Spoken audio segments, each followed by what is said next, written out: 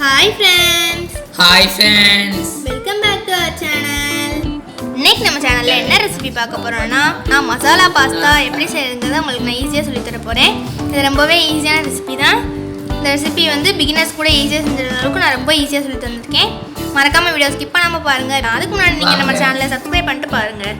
இப்போ வாங்க வீடியோக்குள்ள போலாம்.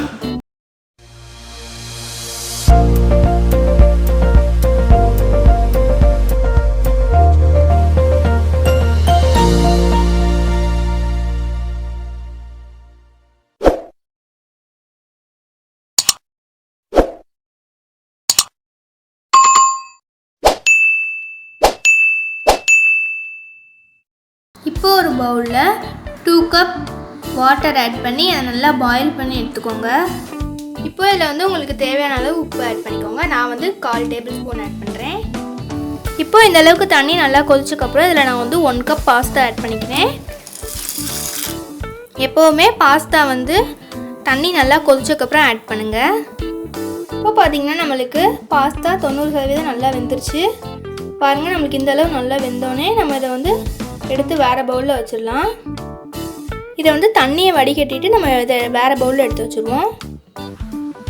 இப்போ ஒரு பேன் எடுத்துக்கோங்க. இதில் வந்து 2 டேபிள் ஸ்பூன் ஆயில் ஆட் பண்ணிடலாம். ஃப்ரெண்ட்ஸ், இப்போ பார்த்தீங்கன்னா ஆயில் நல்லா ஹீட் ஆயிடுச்சு ஃப்ரெண்ட்ஸ். இந்த ஸ்டேஜில் நம்ம வந்து சாப் பண்ணி வச்சுருக்க ஒரே ஒரு வெள்ளை பூண்டு உள்ள ஆட் பண்ணிடலாம்.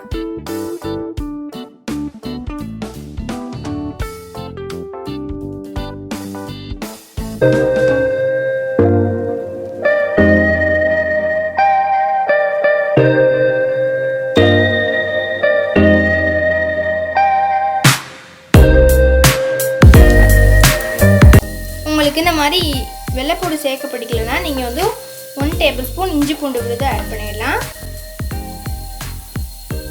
இப்போ நம்ம இதுக்குள்ளே வந்து கட் பண்ணி வச்சுருக்க ஆனியன்ஸ் ஆட் பண்ணலாம். நான் வந்து இன்றைக்கி ஆனியனை கட் பண்ணி இந்த மாதிரி பேஸ்ட்டாக ரெடி பண்ணி வச்சுருக்கேன். இதை நம்ம உள்ளே ஆட் பண்ணிடலாம்.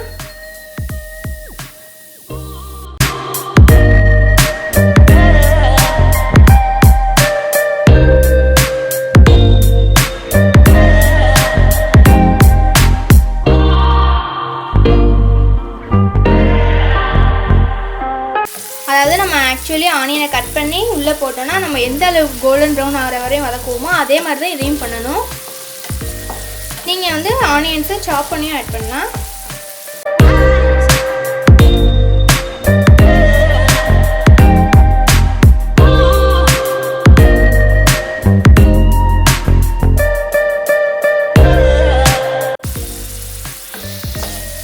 இப்போ பார்த்தீங்கன்னா நம்மளுக்கு ஆனியன் இந்த அளவுக்கு நல்லா வதங்கிடுச்சு. இங்கே பாருங்கள், இந்த மாதிரி இருக்கணும்.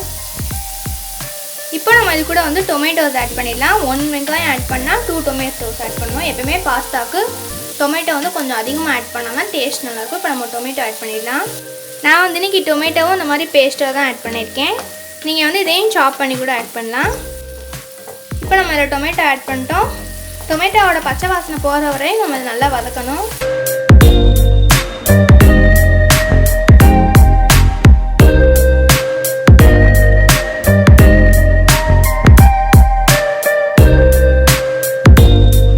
பார்த்தீங்கன்னா நம்மளுக்கு தக்காளி நல்லா வதங்கிடுச்சு. நம்ம இந்த ஸ்டேஜில் தேவையான அளவு உப்பு ஆட் பண்ணிடலாம். இப்போ தேவையான அளவு மஞ்சள் தூள்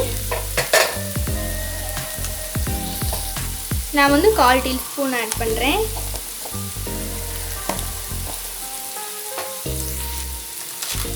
இப்போ நம்ம வந்து இதில் மிளகாய் தூள் ஆட் பண்ணிடலாம். நான் வந்து 1 டேபிள் ஸ்பூன் ஆட் பண்ணுறேன். இப்போ நம்ம இதை வந்து மிக்ஸ் பண்ணி விட்டுறலாம்.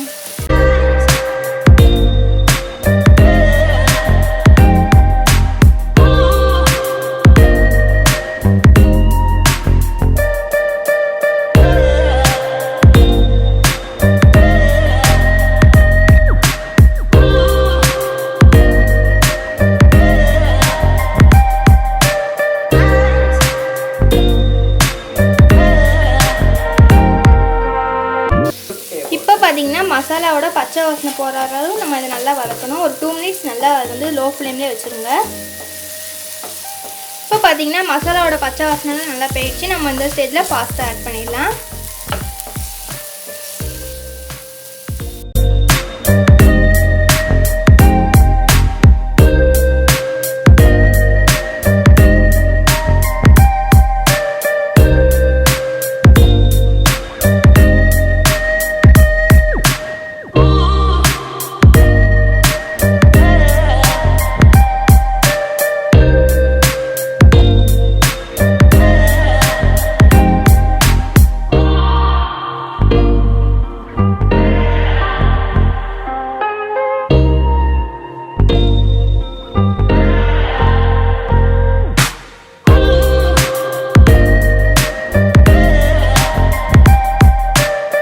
இதை வந்து மிக்ஸ் பண்ணி விட்டாச்சு. ஒரு 5 மினிட்ஸ் வந்து லோ ஃப்ளேமில் இப்படியே விட்டுருங்க. மசாலாலாம் நல்லா பாஸ்தாக்குள்ளே இறங்கினதுக்கப்புறம் நம்ம அதை வந்து எடுத்து சர்வ் பண்ணிடலாம். அவ்வளோதான், நம்ம பாஸ்தா ரெடி ஆகிடுச்சு. நம்ம அதை வந்து எடுத்து சர்வ் பண்ணிடலாம். ஃப்ரெண்ட்ஸ் வாங்க டேஸ்ட் பண்ணலாம். பாஸ்தா மசாலா பாஸ்தா நல்லா இருக்கு. அப்படியே ஃப்ரெண்ட்ஸ் இந்த கட்டையில் நிறைய இருக்கு ஃப்ரெண்ட்ஸ். கட்டையில் நான் சாப்பிட்டுருக்கேன், சும்மா நச்சுருக்கோம். ஆமாம் ஃப்ரெண்ட்ஸ், அவ்வளோதான், நம்ம பாஸ்தா ரெடி ஆகிடுச்சு. மசாலா பாஸ்தா ரொம்பவே ஈஸியான ரெசிபி தான். இந்த ரெசிபி நீங்களும் கண்டிப்பாக உங்கள் வீட்டில் செஞ்சு பார்த்து எனக்கு எப்படி இருந்துச்சுன்றதை மறக்காமல் கமெண்ட் பண்ணுங்கள். லைக் பண்ணுங்கள், லைக் ஷேர் பண்ணுங்கள், ஷேர் சப்ஸ்கிரைப் பண்ணுங்கள், சப்ஸ்கிரைப். பாய். பக்கத்தில் உள்ள பெல் ஐக்கானை கிளிக் பண்ணிடுங்க. தேங்க்ஸ் ஃபார் வாட்சிங். பாய். நான் சாப்பிட போகிறேன். பாய். நீங்களும் கண்டிப்பாக ட்ரை பண்ணி பார்த்துட்டு ருசியாக சாப்பிடுங்க. வாழ்க்கையில் இருந்துருவாங்க.